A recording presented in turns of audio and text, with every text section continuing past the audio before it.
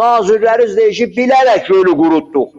Özünkilər deyirlər, bu da demək ki, nabadır, bu demək ki, sizə yapışdırmam söz deyil. Gölləri budur, bu günləri, dünənləri bir dəfə bu məhsul çıxdı, dedi ki, Tehranı gərək köçürdək.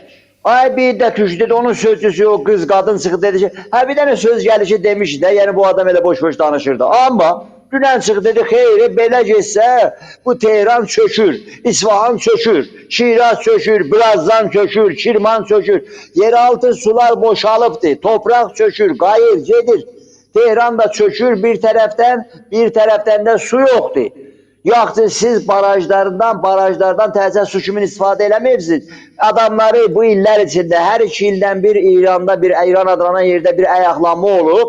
Adamları öldürübsüz, aparıb atıbsız gölə, səddə, bağışlayın, demək ki, Kərəz bəndinə, məşhur Tehranın suyu 2-3 dənə gəlir, Lətyandan gəlir, Kərəzdən gəlir.